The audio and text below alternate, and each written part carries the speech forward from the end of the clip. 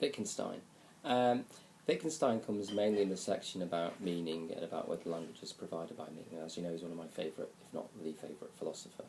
Now, we split Wittgenstein up into two different areas. There's early Wittgenstein and there's later Wittgenstein.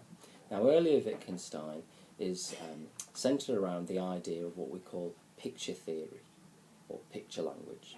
Now, in 1921, he published the only book which was to be published during his lifetime, which is the Tractatus Logico-Philosophicus, written in German. He was an Austrian Jew. We've done all the history about Wittgenstein, which we don't need to go into here, and about his links.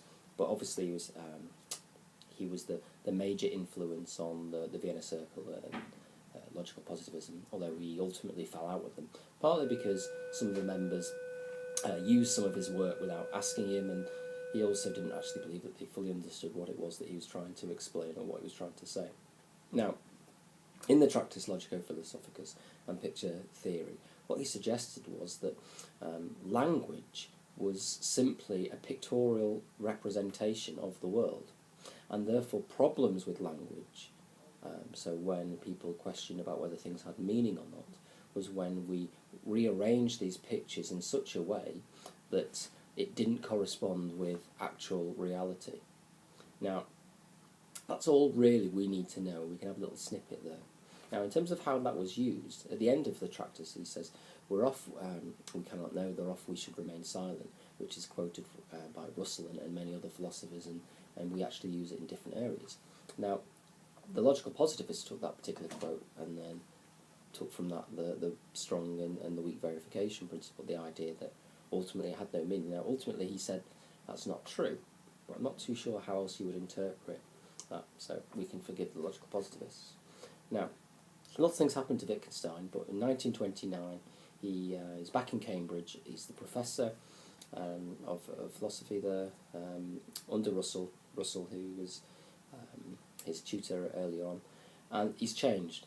Now, we then call this later Wittgenstein. Now, most of this work is contained in what we call the Philosophical Investigations, which was published in 1951, which is after his death. It was posthumously. Most other work that we know about Wittgenstein actually comes from his lecture notes that his students actually kept, and some of his journals as well, where he wrote some of his ideas down. Now, in Philosophical Investigations, he rejects and is quite a fierce critic of his pictorial theory, and he's replaced it with what we call language game theory. Now, language games is very simple. Meaning is not about a sort of external point of view. It's not from the concretist school of language. It's effectively something is meaningful if we understand the rules of the game. And what he said was that each area of language effectively have its own rules. And it's not that one set of rules is right or another set of rules is right. So it is meaningful if you understand how to play. Now, the example for this I often use is cricket.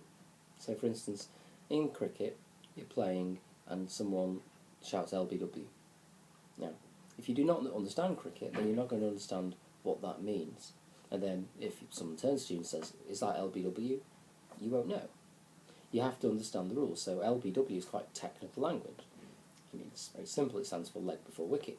But even then, it's got to hit in a particular place. So there are particular rules of the game. You can only play the game of cricket if you understand the rules. You're only going to be able to take part in a conversation about cricket if you understand the rules of the language. So, let's apply this to religion. Religious language, then, is meaningful to religious people.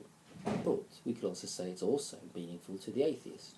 Because when you're having a debate with the atheist and the theist, they both understand the rules of the game.